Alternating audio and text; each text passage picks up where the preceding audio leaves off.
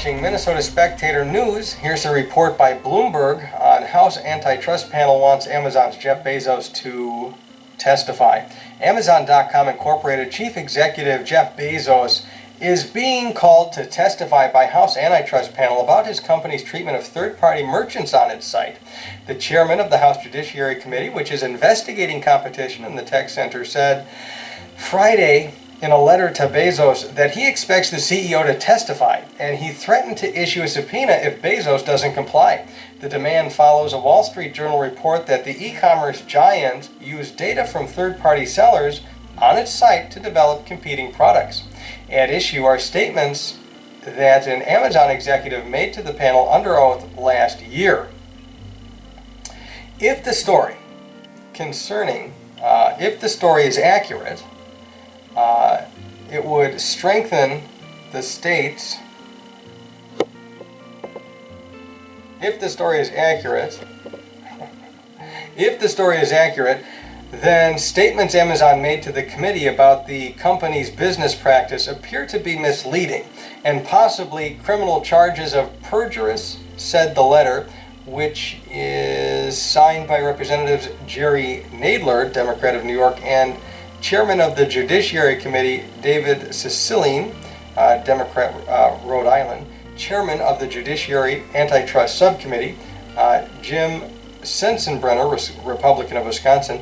The antitrust panel's top Republican and other subcommittee members, Nadler said, April 23rd, that Amazon may have misled Congress when a company lawyer, Nate Sutton, testified last year that the online retailer doesn't use data it collects on the sales to favor its own products over those by third-party sellers. Of course, that's nonsense.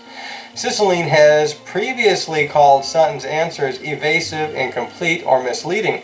Amazon didn't immediately respond to a request for comment, but it has previously said that it hadn't been intentionally misleading in its congressional testimony. The committee's letter points to the crime of making false statements knowingly and willingly.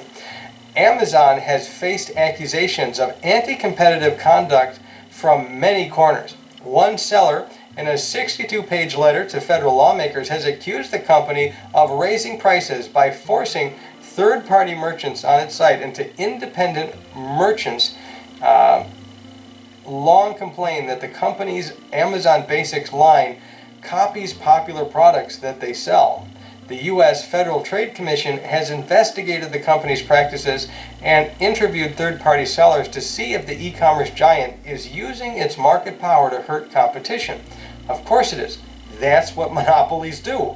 Let's continue. In other cases, some outside sellers who are critical to Amazon's business have complained that the company makes their goods less visible if they post lower prices on other sites, essentially forcing the merchants to raise prices elsewhere because of the importance of Amazon to their business. Wow. The company has said that its world retail sales are too small for it to hold monopoly power, and that what it engages in is competition that lowers prices for consumers. So, to some extent, here's my interjection to this.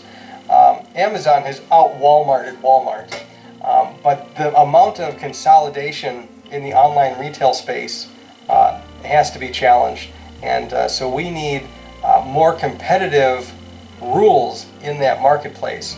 And so at least Congress is doing a little something, but by and large, they don't have a backbone for this. Let's continue. The committee has previously complained of significant gaps in Amazon's responses to its requests for information. Committees are looking into writing a report on competition in the tech sector with recommendations for legal fixes.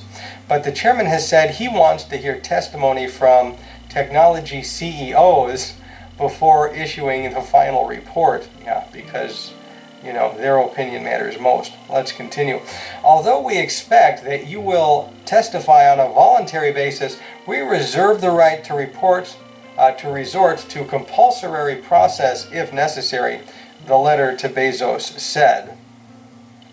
So we are in an age, a new gilded age, that we need to reinvigorate a progressive era call to break up these big trusts.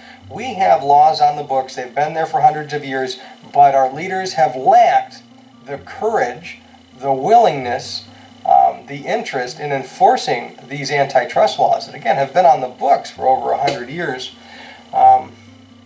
Let's think about, all the different industries that are over-consolidated and how just recently this pandemic has benefited the billionaire class because they own this and benefit from this over-consolidation of the supply chains. So, all of these medications produced in China that shirk, that can bypass FDA inspections, because if they're in China, our inspectors have no authority over there. And then the consolidation of that supply chain. So again, this pandemic originated from China, and that has disrupted the supply chain for a number of things, including medications and supplies. And so if we had more domestic production capabilities, we could just shift that production here. We could order that production here to increase.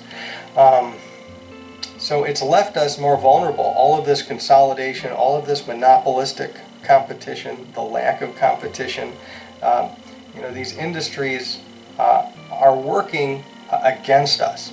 And so we need political leadership to fight for the people and challenge plutocracy. I'm David Sandbeck. You're